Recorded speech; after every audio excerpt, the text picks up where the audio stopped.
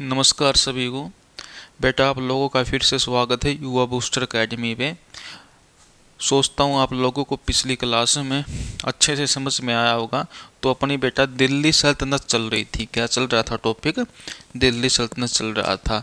तो दिल्ली सल्तनत में अपना गुलाम वंश हो चुका था, स्लेव डायनेस्टी हो चुकी थी बेटा।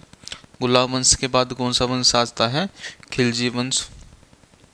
ठीक है, खिलजी वंश हो चुका था। और अब कौन सा वंश करवाना है आप लोगों को? तो तुगलक वंश की शुरुआत करनी है। तो टोटल मैंने बताया था बेटा कितने वंश पढ़ने इसके अंदर, तो 5 वंश पढ़ने हैं अपने को। तीसरा कौन सा? तुगलक। चौथा कौन सा वंश आएगा बेटा? तो याद रखना, चौथा वंश आएगा इसके बाद सैयद वंश। और सैयद वंश के बाद कौन सा वंश आता है लास्ट? तो लोधी वंश आता है। तो बेटा आज का जो टॉपिक रहेगा अपना वो तुगलक वंश का रहेगा। तो हेडिंग डाल लो तुगलक डायनेस्टी।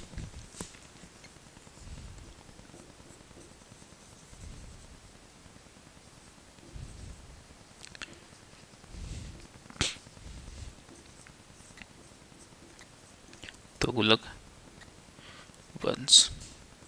कार्यकाल की बात करें बेटा तो कार्यकाल आप लोगों को याद रखना है कब से लेकर कब तक?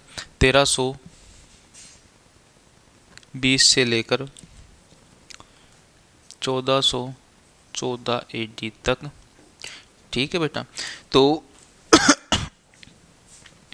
तुगलक वंश की बात करें तो भारत के अंदर एक वंश सरवाइव करता था बेटा जिसका नाम था खिलजी वंश। तो खिलजी वंश का शासक कौन था? अलाउद्दीन खिलजी।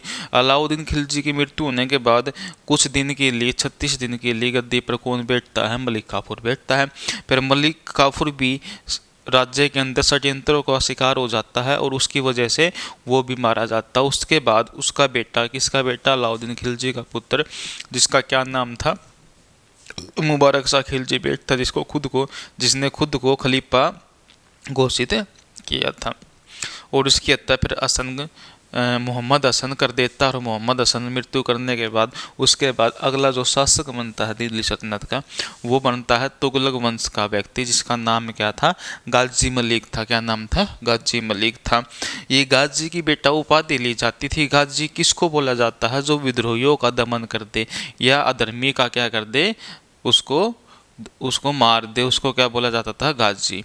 तो गाजी की उपाधि ली जाती थी। तो जो तुगलक वंश का जो व्यक्ति था जिसका नाम था बेटा गाजी मलिक, उसने, वो किसका सेनापति था? वो खिलजियों का सेनापति था। तो खिलजी का सेनापति था। बाद में कोई अच्छा उत्तराधिकारी न होने की वजह से ही उसने खुद के वंश की शुरुआत करी। और कब करी बेटा? 1320 में करी। इसलिए इस वंश का बेटा फाउंडर आप लोगों को पूछा जाएगा एग्जाम में, संस्थापक किसको कहा जाता है? तो याद रखना आप लोगों को, इस वंश का संस्थापक गयासुद्दीन तुगलक को कहा जाता है। किसको कहा जाता है? गयासुद्दीन तुगलक को कहा जाता है।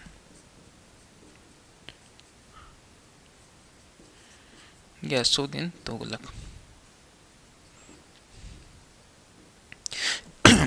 कार्यकाल पूछेगा बेटा इससे आपसे। कार्यकाल क्या था इसका? 1320 से लेकर 1325 के तक इसने क्या करा था? राज करा था। किसने? तो गयासुद्दीन तुगलक ने। अब बेटा एग्जाम में ये पूछा जाता है इस व्यक्ति द्वारा क्या क्या कार्य करवाए गए। ठीक है, तो सबसे पहला कार्य इसने क्या करा? एक राजधानी बनाई तुगलकाबाद। एक शहर बसाया, सिटी, कहाँ पर? दिल्ली के अंदर। शहर का नाम क्या था बेटा? तो तुगलकाबाद था। तुगलकाबाद। और साथ ही एक किला बनवाया, 56 कोट का किला, 56 कोट फोर्ट। कहाँ पर? दिल्ली के अंदर। 56 कोट का किला किसके द्वारा बनवाया गया बेटा? तो गयासुद्दीन तुगलक के द्वारा बनवाया गया। उसके बाद बेटा इसने इरिगेशन के लिए, सिंचाई के लिए, इरिगेशन के लिए, सिंचाई के लिए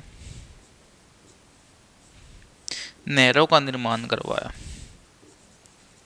कैनाल बिल्ड करवाई, तो क्या करवाई, नहरें बनवाई।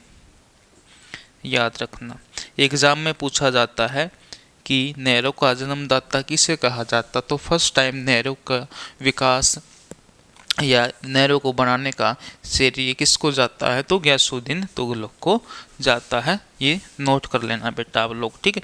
तो ये सब काम किसके द्वारा करवाए गए, ये वाला ये वाला ये वाला किसके द्वारा, गयासुद्दीन तुगलक के द्वारा। एक बार इतना उतारो।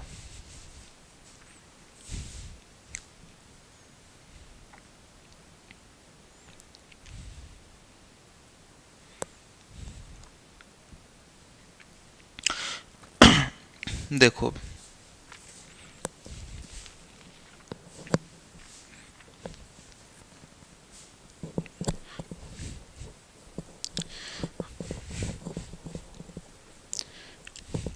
इसके बाद बेटा इसका एक पुत्र था गयासुद्दीन तुगलक का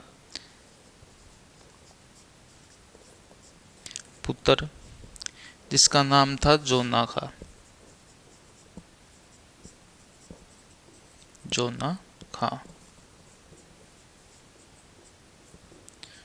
जोना खां किसका नाम था बेटा, ये तो इसके पुत्र का नाम था। फिर क्या हुआ, गयासुद्दीन तुगलक 1325 में एक विद्रोह को दबाने के लिए, एक रिवोल्ट को दबाने के लिए कहाँ पर पहुंचा, बंगाल पहुंचा बेटा। कहाँ पर, बंगाल, बंगाल पहुंचा। और बंगाल में बेटा किसका विद्रोह रहा था, तो बुगारा खां का विद्रोह था।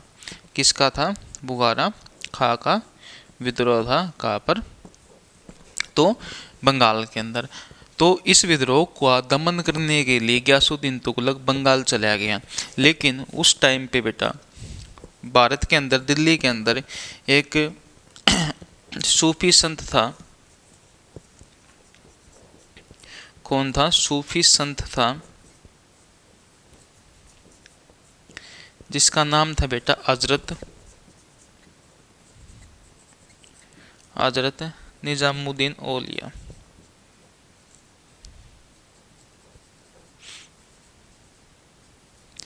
निजामुद्दीन औलिया कौन था, हजरत निजामुद्दीन औलिया।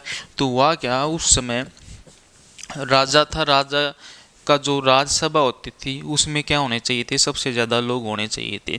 लेकिन उस समय क्या हुआ, जो सूफी संत था हजरत निजामुद्दीन औलिया चिश्ती संप्रदाय से बेटा, तो इसके पास लोगों की जो प्रजा थी वह प्रजा इसके समर्थन में ज़्यादा हो गई थी।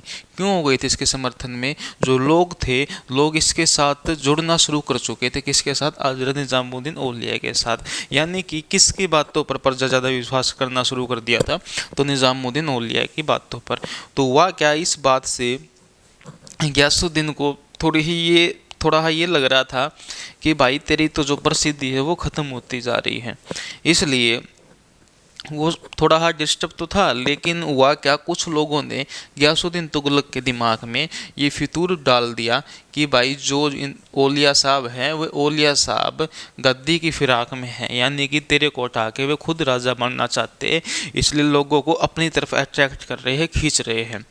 और कहते हैं ना, कभी भी किसी की कई सुनी बातों पर विश्वास नहीं करना चाहिए। इसने इतना ध्यान नहीं दिया, इसने उसकी जो बातें कही गई थी जिन लोगों द्वारा, उन बातों पर इसने विश्वास कर लिया।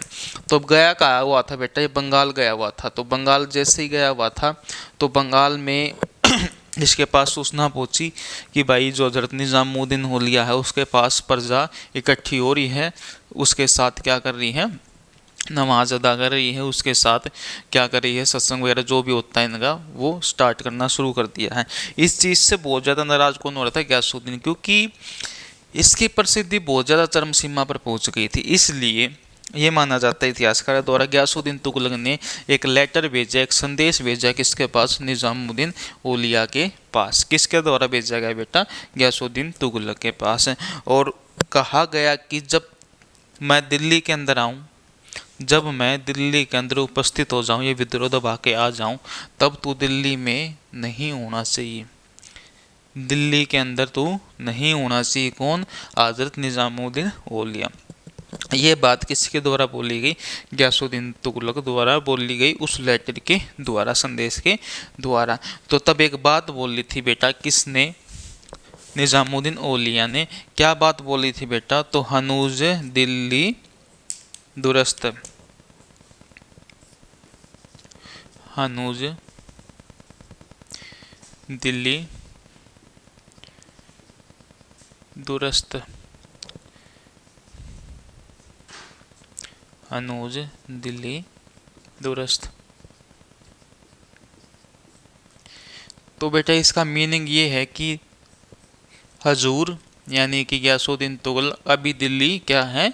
बहुत दूर है। तो ये कहावत बहुत ज़्यादा फेमस हो गई, इतिहासकारों द्वारा कहा जाता है। ये बात किसने कही थी?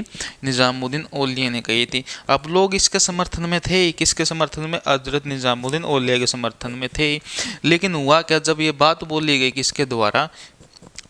हजरत निजामुद्दीन औलिया के द्वारा, तो ये खबर किसके पास पहुंची? गयासुद्दीन तुगलक के पास पहुंची। गयासुद्दीन तुगलक ने बोला मैं अभी आता हूँ। तो ये जल्दी जल्दी में अपना चलना स्टार्ट कर देता, कहाँ से? बंगाल से।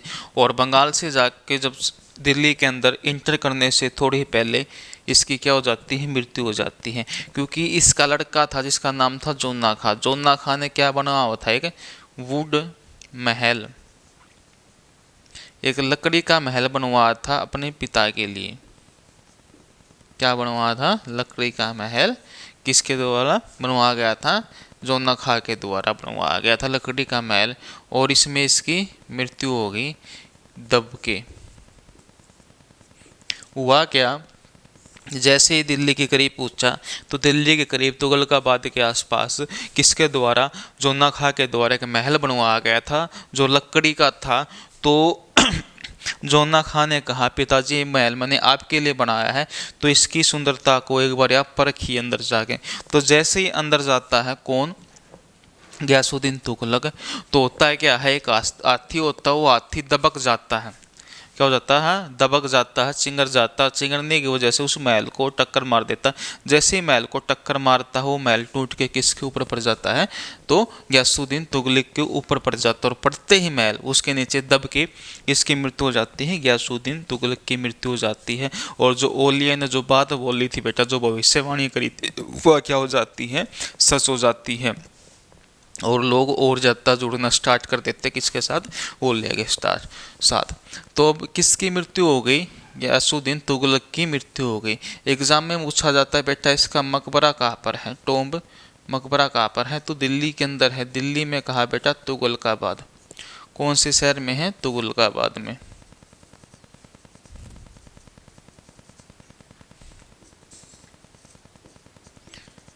तुगलकाबाद। तो तुगलकाबाद में किसका मकबरा है? तो गयासुद्दीन तुगलक का। और फिर अगला शासक बेटा इस सल्तनत का कौन बनता है? तुगलक डायनेस्टी का, ये तुगलक वंश का ही जो किसका लड़का है? तो गयासुद्दीन तुगलक के लड़के को राजा बनाया जाता, जिसका नाम क्या है? जोना खां है। एक बार इतना उतारो, फिर मैं आगे बढ़ते हैं, फिर अगला शासक करवाते हैं लोगों को। उतारो बेटा। इतिहासकार कहते हैं बेटा, क्या होते जो फकीर होते हैं ना, फकीर फकीर फकीर ऐसे व्यक्ति होते हैं जिनको दुनियादारी से कुछ लेना देना नहीं होता बेटा। जो कह देते हैं ना वो सच निकल जाता है। इसलिए इसने जो बोला वो सच निकल गया। तो फकीर को कभी सताना नहीं चाहिए, फकीर की कही हुई बातें सच हो जाती हैं। ठीक है, तभी तो कबीरदास ने एक दोहा कहा था कि गुरु गोविंद दोनों खड़े सामने काके लागू पाए। गुरु गोविंद दोनों खड़े सामने काके लागू पाए। गुरु बलियारे आपने गुरु को लागा पाए। गुरु ही गोविंद कहलाए। तो गुरु को क्या बताया है? ईश्वर की संज्ञा दी है किसने? कबीरदास ने। तो गुरु क्या होता है बेटा? ईश्वर के समान होता है। ऐसे ही क्या होते? फकीर होते बेटा। तो फकीर भी क्या होते हैं? फकीरी ऐसे नहीं मिलती, फकीरी के लिए बहुत सेक्रीफाइस करना पड़ता। देखो बेटा आगे,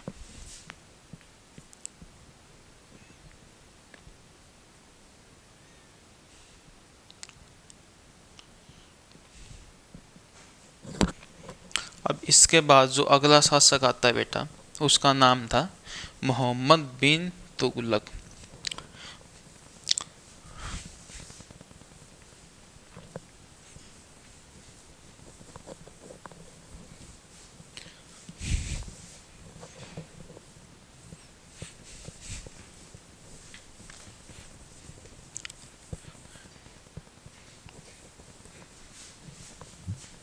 देखो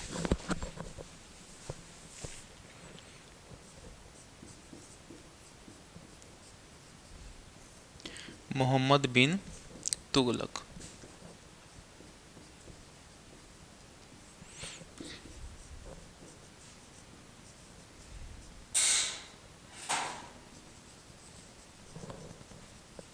तो बेटा मोहम्मद बिन तुगलक की कार्यकाल की बात करें तो 1325 एडी से लेकर 1351 एडी तक किसका कार्यकाल रहा? तो मोहम्मद बिन तुगलक को। सल्तनत का सबसे ज़्यादा पढ़ा लिखा व्यक्ति, सबसे ज़्यादा पढ़ा लिखा शासक या व्यक्ति किसको कहा जाता था? मोहम्मद बिन तुगलक को कहा जाता था। सबसे ज़्यादा किस व्यक्ति को ज्ञान था एजुकेशन के मामले में? एजुकेटेड पर्सन ऑफ दिल्ली सल्तनत। तो सबसे ज़्यादा किसको ज्ञान था बेटा? याद रखना, तो मोहम्मद बिन तुगलक को था। इसको बेटा फारसी और अरबी दोनों भाषाओं का ज्ञाता बोलते हैं। दोनों भाषाओं का क्या बोलते? ज्ञाता बोलते बेटा। पर्शियन लैंग्वेज और अरबियन लैंग्वेज का क्या बोलते हैं? ज्ञाता बोलते हैं। लेकिन बेटा सबसे ज़्यादा पढ़ा लिखा होने के बावजूद भी इसे इतिहासकारों द्वारा अलग अलग नाम से पुकारा गया। इसे पागल शासक कहा गया अली फस्तीन के द्वारा, और फिर एलियट द्वारा इसे रक्त पिशाचु की संज्ञा भी दी गई। किसको? मोहम्मद बिन तुगलक को। क्यों दी गई? क्योंकि जो इसने कार्य करे उस समय पे वह सारे इसके विफल रहे, और उससे प्रजा इतनी परेशान हो चुकी थी, इतना ज़्यादा प्रजा के ऊपर प्रेशर आ गया था। प्रजा ये कहना शुरू कर दिया था कि इस शासक ने तो हमारा क्या चूस लिया है? खून चूस लिया है। इसलिए इसको रक्त पिशाचु के नाम से भी जाना जाता है। लेकिन बेटा इसके कुछ नाम आप लोगों से एग्जाम में पूछा जाएगा। इसके बचपन का नाम की बात करें, बचपन का नाम चाइल्डहुड नेम, चाइल्डहुड नेम, तो बेटा इसका चाइल्डहुड नेम क्या था? तो मलिक फखरुद्दीन था। क्या नाम था बेटा? मलिक फखरुद्दीन।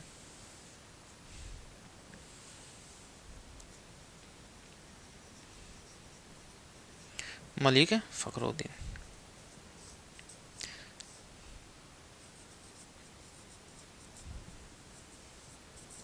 तो मलिक फखरुद्दीन किसका नाम था? इसी का नाम था। और एक नाम अभी करवाया बेटा मैंने इसका, जोना खा। जोना खा। आगे जाके इसी के नाम पर एक शहर की स्थापना होगी बेटा, जोना खा के नाम पर ही, जिस शहर का नाम था जौनपुर। और कौन करेगा? फिरोज शाह तुगलक करेगा। तो इसलिए याद रखना जरूरी है एग्जाम के लिए। तो बचपन का नाम मलिक फखरुद्दीन और जोना खा किसके नाम थे? मोहम्मद बिन तुगलक के नाम थे। अब बेटा इसने क्या करवाई? हुआ क्या? इससे इतिहासकारों द्वारा संज्ञा दी गई। तो इससे क्या बोला गया? इनसेन रूलर, पागल शासक कहा गया अली फस्तीनी के द्वारा। फिर इसे क्या कहा गया बेटा? रक्त पिशाचु। रक्त पिशाचु किसके द्वारा? इलियट के द्वारा। इलियट के द्वारा क्या कहा गया? इसे रक्त पिशाचु कहा गया। इसे मूर्ख शासक भी कहा जाता है बेटा। किसे? मोहम्मद बिन तुगलक को। क्यों कहा जाता है बेटा? इसने जितने भी अभियान करे सभी में क्या रहा? विफल रहा ये। और प्रजा का क्या कर लिया? इसने खून चूस लिया। और इसको एक नाम और दिया गया, एक नाम और दिया गया, उलूग खां। उलूग खां की उपाधि भी इसने धारण करी थी बेटा, उलूग खां। ये उपाधि भी धारण करी थी। ये दोनों नाम बचपन के हैं इसके, ये वाला नाम क्या है इसका, ये इसने टाइटल धारण करा था, याद रखना। ये इसकी क्या थी, उपाधि थी, किसकी, उलूग खां की। तो मोहम्मद बिन तुगलक द्वारा ये उपाधि धारण की गई थी। अब आगे आता क्या बेटा, इसके बाद हुआ क्या, मोहम्मद बिन तुगलक ने थोड़ा विचार लगाया। क्या था, जो तुगलक वंश की जो कैपिटल होती थी बेटा, कैपिटल होती थी तुगलकाबाद। क्या होती थी, तुगलकाबाद। राजधानी क्या होती थी, तुगलकाबाद होती थी। और तुगलकाबाद कहाँ पर स्थित थी, तो दिल्ली में। कहाँ पर स्थित है तुगलकाबाद, तो दिल्ली के अंदर थी। और तुगलकाबाद राजधानी कैपिटल किसके द्वारा बनवाई गई थी, तो गयासुद्दीन तुगलक के द्वारा बनाई गई थी। अब हुआ क्या कि इसने क्या करा, महामारी आ गई उस समय, कहाँ पर, दिल्ली के अंदर। ये माना जाता महामारी आ गई और सूखा पड़ गया। अकाल पड़ने के कारण इसने क्या करा, राजधानी स्थानांतरित कर ली। क्या कर ली, राजधानी स्थानांतरित यानी कि चेंज कर ली। और चेंज करके कहाँ पर ले आया बेटा, महाराष्ट्र में ले आया। कहाँ लिया, महाराष्ट्र में लिया, महाराष्ट्र में लिया। महाराष्ट्र में कहा बेटा, एक स्थान है जहाँ का नाम क्या है, देवगिरी। देवगिरी,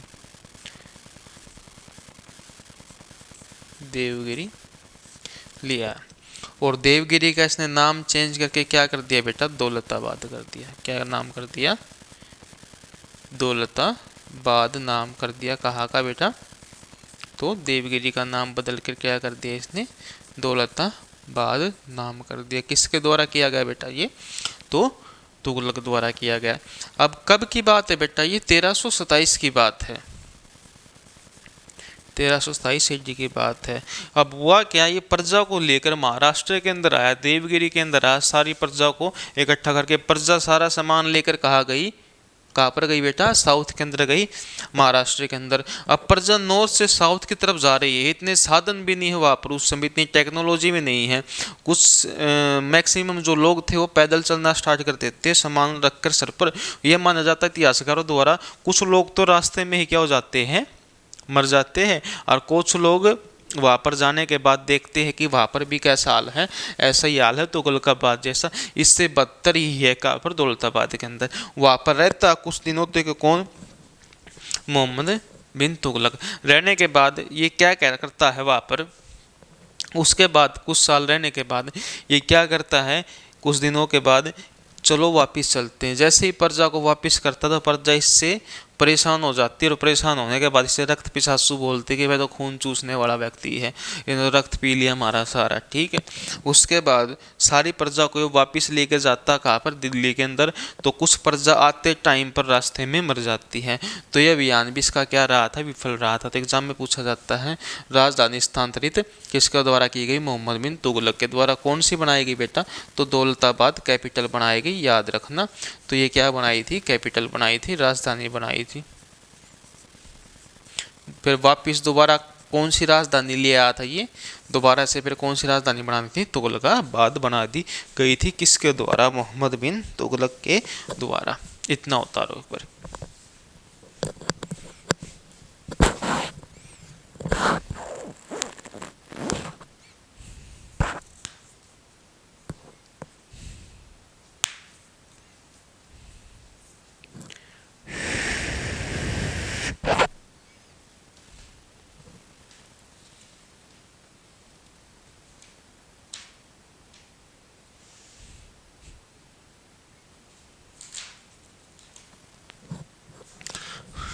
चलो बेटा आगे चलते।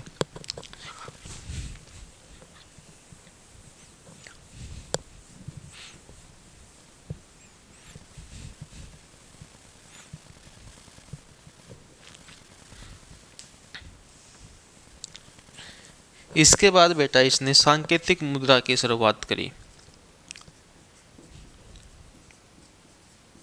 सांकेतिक मुद्रा, सांकेतिक मुद्रा टोकन मनी को बोलते बेटा, टोकन मनी। ये किस धातु की बनी हुई थी, एग्जाम में पूछा जाता है। तो ये ब्रोंज की थी बेटा, कांस्य की थी। और ये विधि कहाँ से ली गई थी बेटा, चाइना से ली गई थी, चाइना, चीन से। था थी क्या बेटा सांकेतिक मुद्रा, सांकेतिक मुद्रा उसको बोलते हैं कोई भी मुद्रा बनाई जाने लग रही है, जितनी कॉस्ट उसको बनाने में आने लग रही है उतनी कॉस्ट की उसकी क्या है, वैल्यू है, उसका मूल्य है, उसको क्या बोलते हैं, सांकेतिक मुद्रा। ये कहाँ पर थी, चीन के अंदर। और ये फिर किसके द्वारा चला दी गई, तुगलक के द्वारा। कौन से तुगलक के द्वारा, मोहम्मद बिन तुगलक के द्वारा। कब, 1329 के आसपास। ठीक है। अब इसके द्वारा ये मुद्रा चला दी गई, सांकेतिक मुद्रा। इसमें जितनी वैल्यू थी किसकी, कांसे को बनाने में, उतना ही रुपये में उसको, उतनी ही उसकी क्या थी, बनाने में जितनी कॉस्ट आई थी उतनी उसकी क्या थी, वैल्यू थी। ये भी क्या रहा इसका बेटा, विफल रहा। क्या रहा, ये भी जो इसका था अभियान, ये भी क्या रहा, विफल रहा। इसके बाद आता है बेटा कौन सा अभियान, खुरासान का अभियान, खुरासान का अभियान, खुरासान का अभियान। इतिहासकारों द्वारा ये माना जाता है कि इसने साम्राज्य विस्तार के लिए, अकाल की वजह से क्या करने के लिए, हुकूमत पैदा करने के लिए अफगानिस्तान के एरिया में, यानी कि अफगानिस्तान से आगे का जो एरिया, जो ईरान वाला इलाका है, वहाँ पर क्या करवा दिया, हमला करवा दिया, ताकि उस इलाके को भारत के अंदर शामिल किया जा सके। लेकिन ये माना जाता है कि जितने सैनिक गए थे सारे मारे गए थे, एक भी सैनिक नहीं बचा था खुरासान अभियान में। तो यह अभियान भी बेटा इसका क्या रहा था, विफल रहा था। फिर इसके बाद आता है बेटा कराचिल का अभियान, कराचिल का अभियान।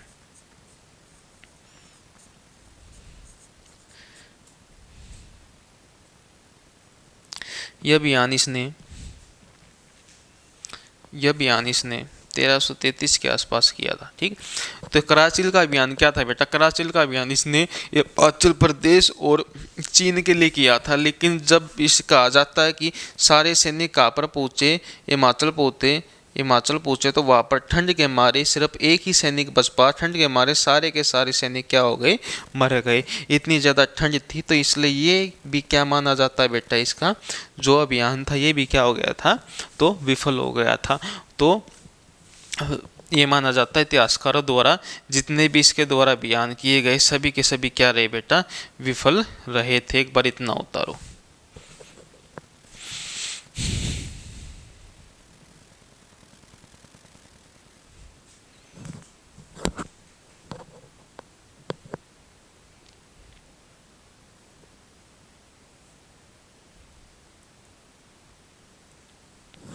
उतार लिया बेटा, देखो। ठीक है। तो कितने अभियान थे, 4 थे। पहला तो राजधानी वाला था, दूसरा ये था, तीसरा ये था, और चौथा ये था। एग्जाम में पूछा जाता है कि कितने अभियान विफल रहे किसके, तो अनसक्सेसफुल एक्सपेरिमेंट्स ऑफ मोहम्मद बिन तुगलक। तो कितने रहे बेटा, 4 रहे थे। तो 4 अभियान क्या रहे थे बेटा, विफल रहे थे, किसके, मोहम्मद बिन तुगलक के। उसके बाद क्या हुआ बेटा, इसने आगे क्या काम किया, इसने किसानों के लिए एक विभाग बनाया जिसका नाम था दीवान अमीर कोही। क्या नाम दिया गया, दीवान अमीर कोही, जिसमें तकावी ऋण दिया जाता था। कौन सा ऋण दिया जाता था बेटा, तकावी ऋण किसानों से लिया जाता था।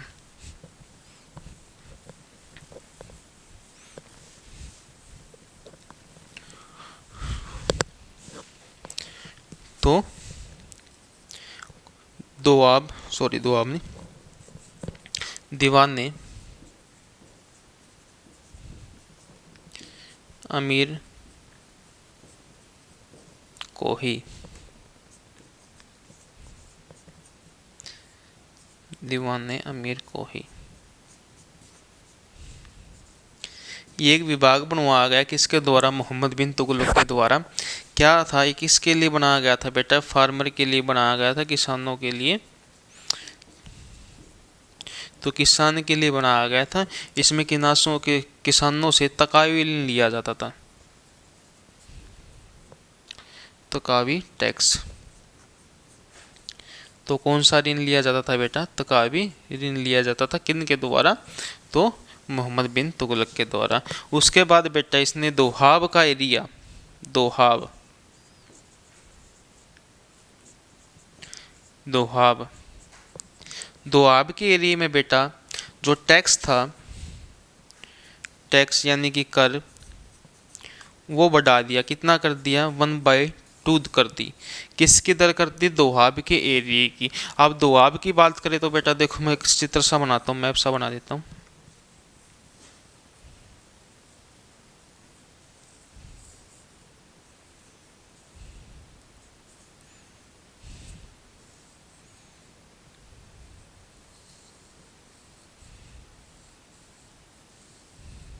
ठीक है, काम चल जाएगा अपना। ठीक है, इतना। तो बेटा ये जो एरिया देख रहे हो आप, कौन से वाला? ये वाला एरिया। यहाँ से एक नदी निकलती है, ये गंगोत्री ग्लेशियर है। कौन सा ग्लेशियर है? गंगोत्री। कौन सा? गंगोत्री। यहाँ से एक नदी निकलती है जिसे भागीरथी या गंगा के नाम से जाना जाता है। और फिर एक इसके नीचे से ही थोड़ा ये इससे एक नदी निकलती है जिसका नाम है यमुना।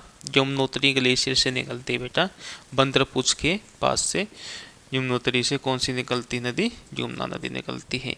इन दोनों के बीच का बेटा जो ये एरिया दिख रहा है आप लोगों को, यहाँ पर संगम से पहले ये जो एरिया दिख रहा है आप लोगों को, इसको दोहाब बोला जाता है। इसको क्या बोला जाता है? दोहाब बोला जाता है। दोहाब क्या बोला जाता है? दोहाब। दोआब दो नदियों के बीच के स्थान को दोआब की नाम की संज्ञा दी जाती है बेटा। दोआब के एरिया में फसल बहुत अच्छी मानी जाती है, फसल बहुत अच्छी होती है क्योंकि दो नदियों के बीच में होगा, वहाँ पर जो प्रजाति पनपेगी, जो लोग निर्भर रहेंगे वो खेती पर रहेंगे क्योंकि खेती अच्छी मानी जाती है। इसीलिए एक जगह का नाम बताऊंगा आप लोगों को। एक जगह है जिसे मेसोपोटामिया बोला जाता है, जहाँ पर दो नदियाँ थी, टिग्रिस और यूफ्रेटस। दोनों नदियों के बीच की जो बीच में जो सभ्यता पनपी थी उसे मेसोपोटामिया की सभ्यता कहा जाता है क्योंकि लोग जो निर्भर थे इन दो नदियों के बीच का जो मैदान था, वहाँ पर जो कृषि होती थी उसी खाद्य पदार्थों पर क्या रहती थी? वह प्रजातियाँ व जनजातियाँ जीवित रहती थी। इसलिए इस सभ्यता को मेसोपोटामिया की सभ्यता कहा जाता है। जैसे भारत के अंदर कौन सी थी? सिंधु घाटी सभ्यता थी, ऐसी कौन सी थी? मेसोपोटामिया की सभ्यता थी। तो दोआब के एरिया में बेटा इसने क्या कर दिया था? तो ऋण बढ़ा दिया था। किसके द्वारा ऋण बढ़ा दिया गया था? तो मोहम्मद बिन तुगलक के द्वारा ऋण बढ़ा दिया गया। उसके बाद बेटा इसके कार्यकाल में 1333 में एक व्यक्ति भारत आया जिसका नाम था इब्न बतूता। इब्न बतूता कहाँ का यात्री था बेटा? ये मोरक्को देश का यात्री था। मोरक्को देश का यात्री था। कौन? तो याद रखना कौन था मोरक्को देश का यात्री? Ibn Battuta. भारत के अंदर आया। भारत के अंदर किसके कार्यकाल में आया? तो 1333 में तुगलक के कार्यकाल में आया। इसके द्वारा एक पुस्तक लिखी गई थी, एक बुक लिखी गई थी, याद रखनी है आप लोगों को। क्या नाम था पुस्तक का? किताब उल रहला। किताब उल रहला। तो किताब उल रहला किसके द्वारा लिखी गई बेटा? तो इब्न बतूता द्वारा। बाद में ये कहा जाता है इतिहासकारों द्वारा, इब्न बतूता को इसके बाद में दिल्ली सल्तनत का काजी नियुक्त कर दिया गया था। क्या नियुक्त कर दिया गया था? काजी। काजी की पोस्ट उसको बोला जाता, जैसे अपने भारत के अंदर ही फिलहाल कौन है तो किसकी पोस्ट है? सुप्रीम कोर्ट के जज की पोस्ट है, वो क्या होता था? जज होता था। ऐसे ये काजी की पोस्ट मुगल क्या दिल्ली सल्तनत के अंदर काजी की पोस्ट क्या होती थी? एक न्यायाधीश के रूप में मानी जाती थी। क्या होता था? न्यायाधीश होता था दिल्ली सल्तनत के कार्यकाल में। कौन? तो इब्न बतूता। फिर बाद में इसको भारत की तरफ से दिल्ली सल्तनत का राजदूत बना के चाइना के अंदर भेजा गया था। किसके द्वारा? मोहम्मद बिन तुगलक के द्वारा। तो कब की बात ये? 1333 की। इसके बाद बेटा 1336 में भारत के अंदर ही दो भाई, एक का नाम था हरिहर, क्या नाम था बेटा, हरिहर एंड बुक्का,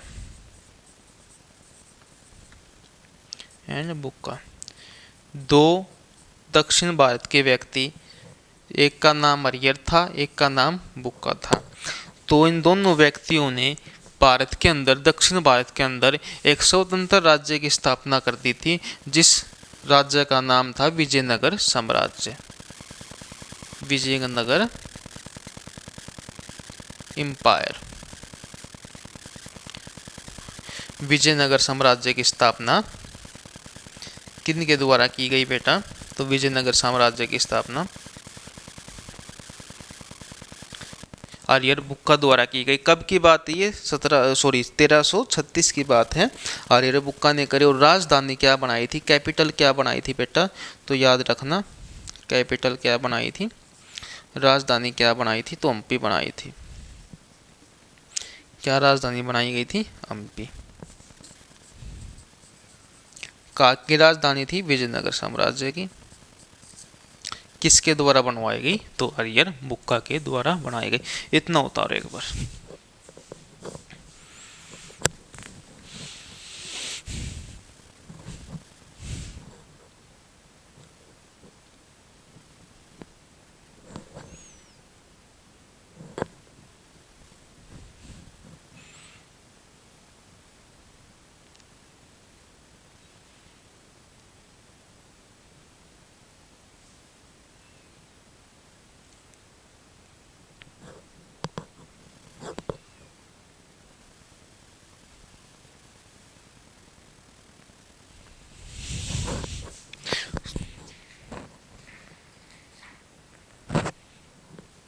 उतार ले बेटा।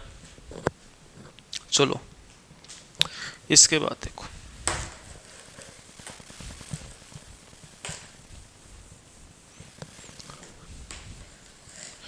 इसके बाद बेटा दिल्ली सल्तनत का अगला शासक आता 1391 में। इधर लिख लो एक बार।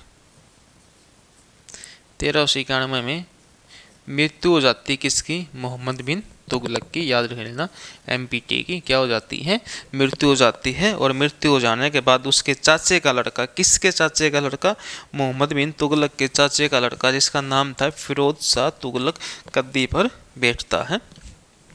अगला शासक कौन बनेगा दिल्ली की गद्दी पे, दिल्ली की गद्दी पे, दिल्ली सल्तनत का राजा, तो फिरोज शाह तुगलक।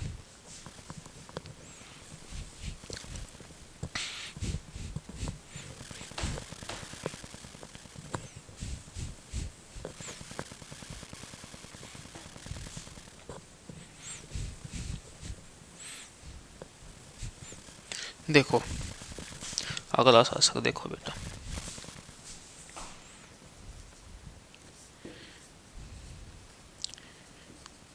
फिरोज शाह तुगलक।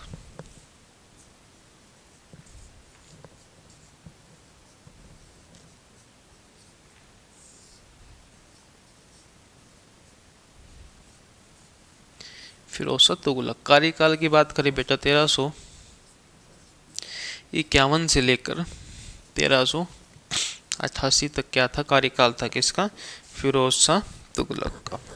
इसे बेटा अकबर ऑफ सल्तनत पीरियड, यानी कि सल्तनत काल का अकबर कहा जाता है। अकबर ऑफ सल्तनत पीरियड, ठीक है, सल्तनत काल का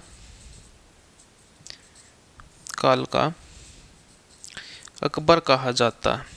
क्यों कहा जाता है बेटा, जिस तरीके से अकबर द्वारा कार्य किए गए थे, वैसे ही कार्य किसके द्वारा किए गए थे, फिरोज शाह तुगलक के द्वारा किए गए थे। इसलिए इसे सल्तनत काल का क्या कहा जाता है, अकबर कहा जाता है। और इस शासक को अकबर के साथ साथ औरंगजेब के समान भी समझा जाता है। इसके अंदर अकबर जैसे कार्य करने के गुण थे, इसलिए इसको अकबर बोला गया। साथ ही औरंगजेब जैसे भी क्या रखता था, गुण रखता था। कौन? फिरोज शाह तुगलक, FST। आगे बेटा इसको मैं सीधा ऐसे लिखूंगा FST, तो समझदार। फिरोज शाह तुगलक की बात हो रही है शॉर्टकट में। अब इसे क्या कहा गया बेटा? सल्तनत काल का अकबर कहा गया, औरंगजेब कहा गया। क्यों कहा गया? क्योंकि ये किसके समान कार्य करता था बेटा? तो इनके समान कार्य करता था, इसलिए कहा गया।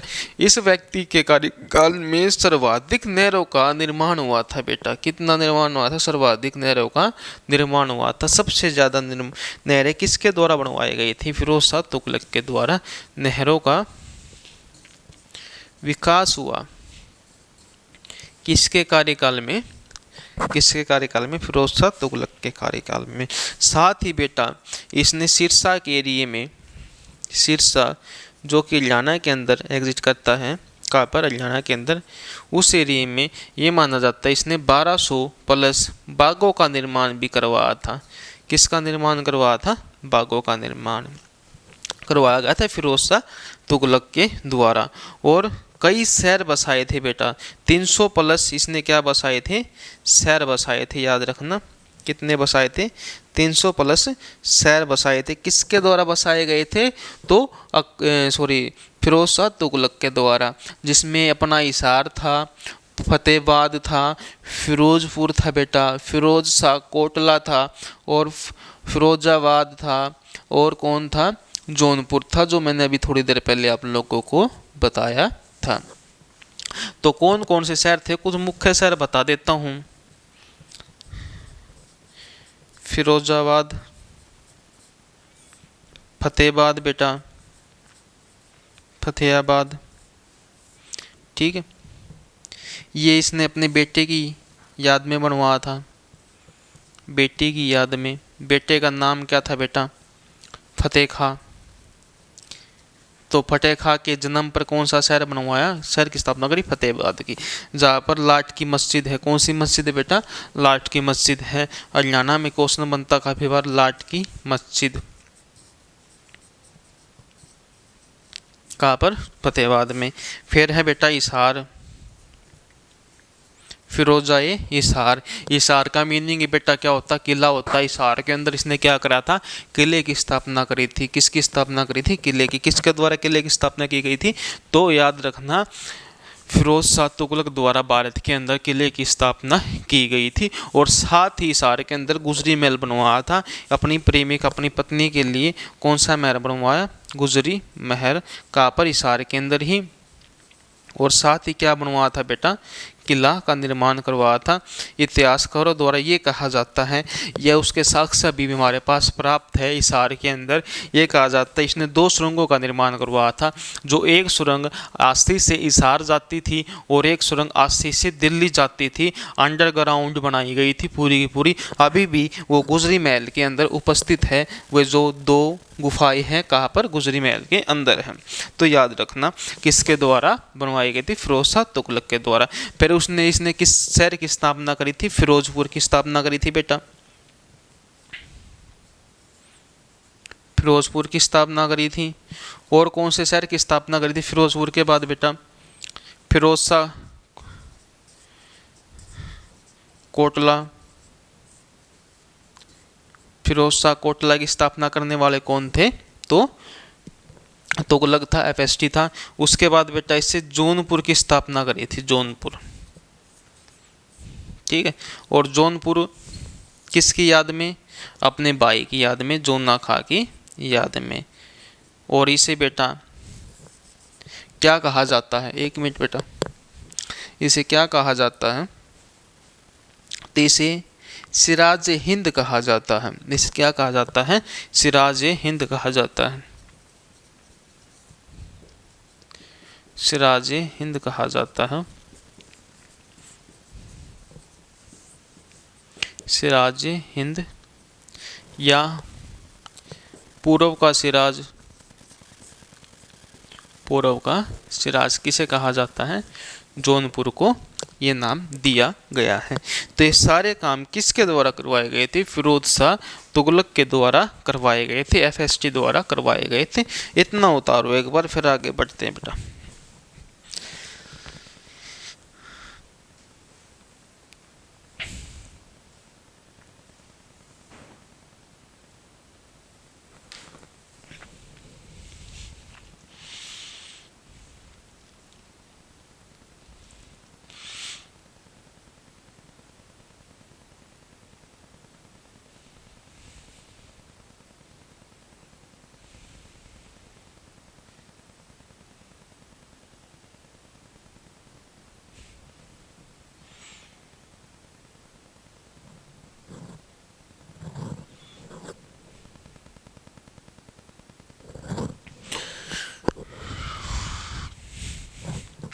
देखो बेटा, उतार लिया होगा आप लोगों ने। अब आगे बढ़ते हैं।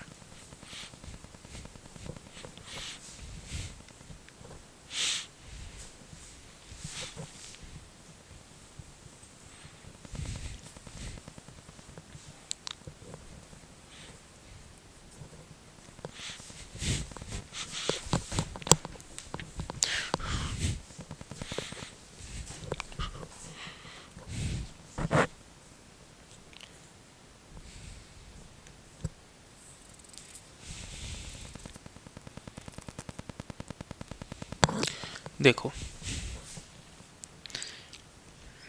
इसने बेटा उड़ीसा के अंदर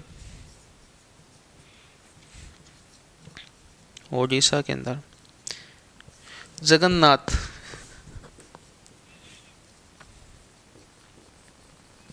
जगन्नाथ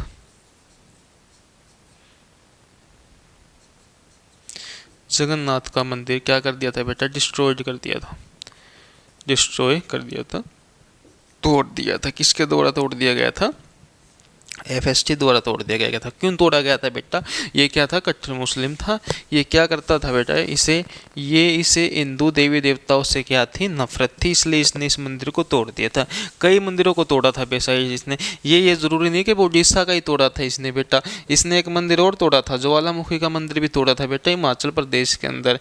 ठीक है, तो ये मंदिर तोड़ता था, लेकिन ये मेन मंदिर था जो किसने तोड़ा था? इसके द्वारा तोड़ा गया था। और इसने बेटा दोबारा से भारत के अंदर जजिया कर लगा दिया गया था। जजिया कर लगा दिया था। जजिया कर लगाया किसके द्वारा है? फिरोज शाह तुगलक द्वारा। ये किसके द्वारा लगाया गया था? याद रखना, फिरोज शाह तुगलक द्वारा। इसके द्वारा 5 कर लगाए गए थे, लेकिन कुछ मुख्य कर जो आपके एग्जाम में पूछे जाते हैं, जैसे कि जजिया कर हो गया, जो किससे लिया जाता था? हिंदुओं से। किससे लिया जाता था? हिंदुओं से। लेकिन था क्या बेटा? देखो, फर्स्ट टाइम जजिया कर किसने अप्लाई करा? कासिम ने करा। कहाँ पर? सिंध के अंदर। सिंध के अंदर कासिम ने जजिया कर लागू किया, लेकिन ब्राह्मणों से नहीं लिया जाता था, और विकलांग से नहीं लिया जाता था, और विधवा महिलाओं से नहीं लिया जाता था। उसके बाद जजिया कर उत्तर भारत में किसके द्वारा लागू किया गया? तो किसके द्वारा लागू किया गया था? ऐबक के द्वारा। फिर उसके बाद ये व्यक्ति है, इसने जजिया कर लागू किया। जजिया कर तो पहले भी लागू था उत्तर भारत में, लेकिन इसने क्या करा? ब्राह्मणों से नहीं लिया जाता था बेटा, तो इसने ब्राह्मणों से भी लेना शुरू कर दिया। कौन सा कर? जजिया कर। और जिन ब्राह्मणों से जजिया कर लिया जाता था उन्हें जिम्मी कहा जाता था। क्या कहा जाता था? जिम्मी कहा जाता था। क्या कहा जाता था? याद रखना, जिम्मी कहा जाता था। उसके बाद बेटा कौन सा कर लेता था? ये खुम्स कर लेता था। कौन सा कर? खुम्स कर। ये लुटेरों से लिया जाता था। खुम्स कर कितना? 1/5 भाग। किससे लिया जाता था खुम्स कर? किससे लिया जाता बेटा? लुटेरे से। जो लोग लूट का मार लाते थे उनसे 80% जो लूट का पैसा होता था वो कौन ले लेता था? ये व्यक्ति ले लेता था, 1/5 हिस्सा। फिर इसके बाद आता बेटा जकात। जकात मुसलमानों से लिया जाता था। जकात कर किससे लिया जाता था? मुस्लिमों से लिया जाता था। कितना लिया जाता था? 2.5%। 2.5% किससे लिया जाता था? तो मुस्लिम लोगों से लिया जाता था। कौन सा कर? ये वाला कर। 1 करोड़ था खरात, ठीक है, जो 1/6 हिस्सा लिया जाता था उसका। तो ये 5 कर थे, लेकिन मुख्य यही आते हैं आपके लोगों के एग्जाम में, ये पूछे जाएंगे।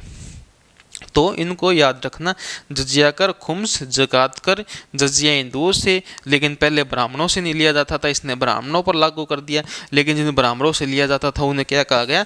जिमी कहा गया। क्या कहा गया बेटा? तो जिमी कहा गया, तो याद रखना। फिर इसने इसके बाद क्या काम करवाया था बेटा? इसके बाद 1369 में रिकंस्ट्रक्टेड ऑफ कुतुब मीनार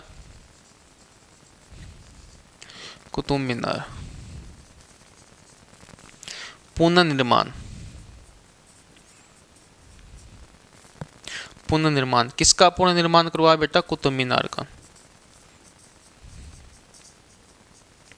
कुतुब मीनार का पुनर्निर्माण करवाने वाला शासक कौन था? तो फिरोज शाह तुगलक था। इसने 5th फ्लोर यानी कि 5वीं मंजिल किसके द्वारा बनाई गई थी?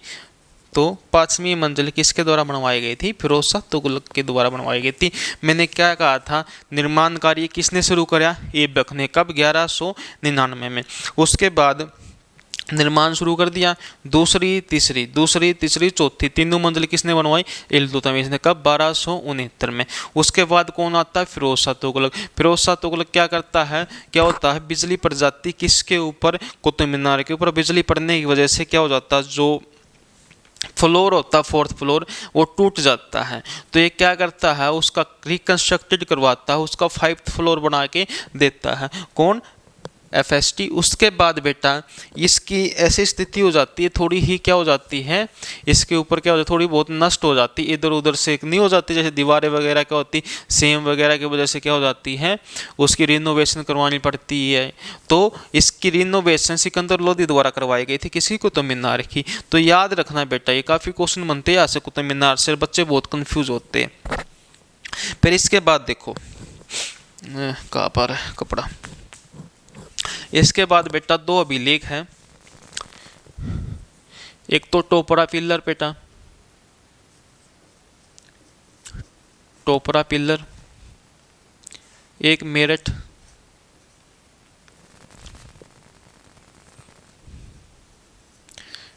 पिल्लर। 2 अभिलेख है किसके बेटा? अशोक के। किसके है? राजा अशोक के, सम्राट अशोक के। ठीक है, ये वही राजा जो चंद्रगुप्त मौर्य का क्या था? पोता था, मौर्य वंश का शासक था, जिसने बौद्ध की दम नीति को क्या करा था? जिसका प्रचार कराया था। प्रचारक था कौन? सम्राट अशोक, जिसने अखंड भारत की स्थापना करी थी। इसके 2 अभिलेख थे बेटा। ठीक है, ये मेरठ का था, ये टोपरा का था। टोपरा का बेटा अम्बाड़ा के अंदर था। कहाँ पर था? अम्बाड़ा के अंदर। अम्बाड़ा का पता होगा, हरियाणा के अंदर बेटा। कहाँ पर है? हरियाणा के अंदर। और ये कहाँ पर था? मेरठ के अंदर बेटा। मेरठ कहा? यूपी के अंदर। यूपी के अंदर। इन दोनों अभिलेखों को उठाकर कहाँ पर ले गया था बेटा? ये दिल्ली ले गया था। तो एग्जाम में पूछा जाता है कौन सा शासक टोपरा अभिलेख और मेरठ अभिलेख को उठाकर कहाँ पर लेके गया था? तो कहाँ पर लेके गया था बेटा?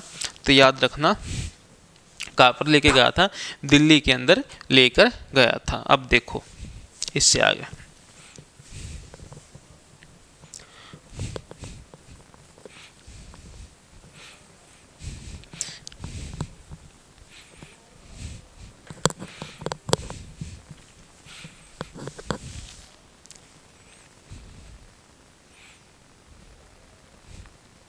फिर बेटा इसने क्या करा था? दर उल शिफा, ये एक विभाग था। दर उल शिफा, इसे अस्पताल बोला जाता था। क्या था? अस्पताल था। ये क्या था? अस्पताल था। हॉस्पिटल बनवाया था इसने, हॉस्पिटल, जिसका नाम क्या था? दर उल शिफा। और साथ ही बेटा इसने एक विभाग बनाया था जिसका नाम था दीवाने बदगान।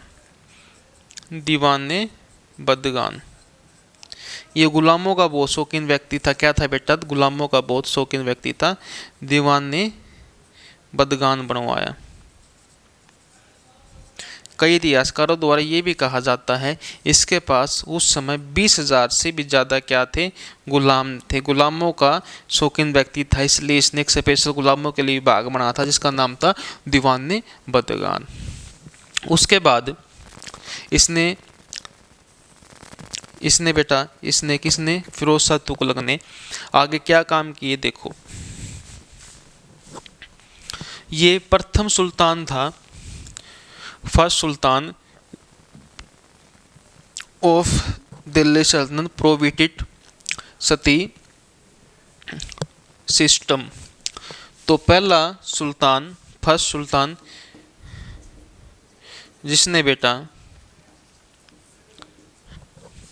सती प्रथा को, सती सिस्टम को प्रोहिबिटेड किया था, यानी कि प्रतिबंध लगा दिया था। सती प्रथा पर प्रतिबंध लगाने वाला प्रथम शासक कौन था? फिरोज शाह तुगलक था, जिसके द्वारा सती प्रथा पर प्रतिबंध लगाया गया था।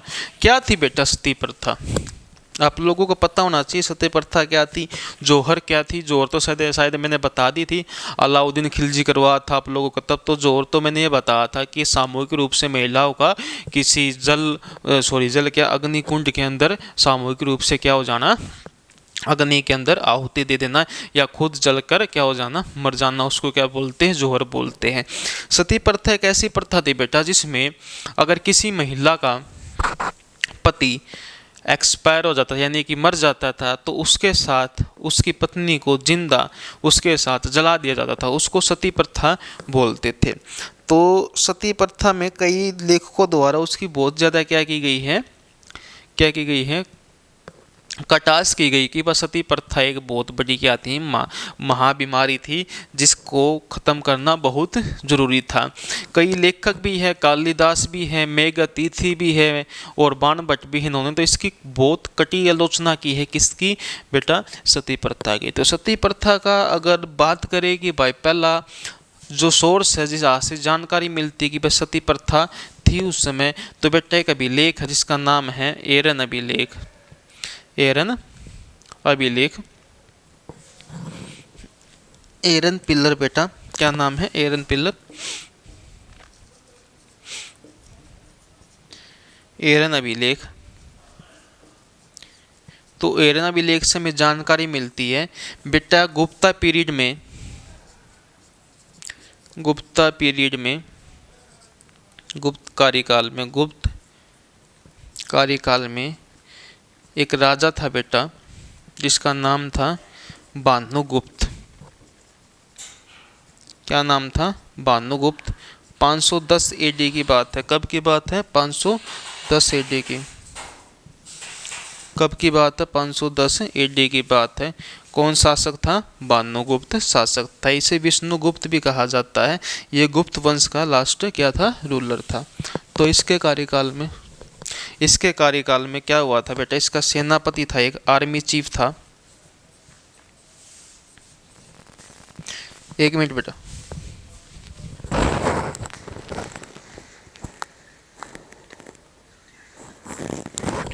तो कौन था बेटा इसका सेनापति जिसका नाम था आर्मी चीफ? कौन था आर्मी चीफ? कौन था बेटा इसका?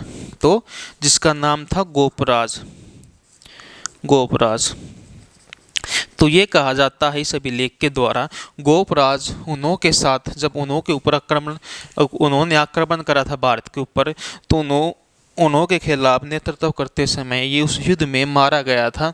और युद्ध में मारे जाने के बाद जब इसको जलाया जा रहा था, इसका अंतिम संस्कार किया जा रहा था, तो ये इसकी जो पत्नी थी वो इसके साथ मतलब भाग के इसकी चिता के अंदर कूद गई थी। किसकी पत्नी? गोपराज की पत्नी। और तब के बाद किसकी शुरुआत हो गई थी? उस समय के बाद सती प्रथा की शुरुआत हो गई थी। कहाँ पर?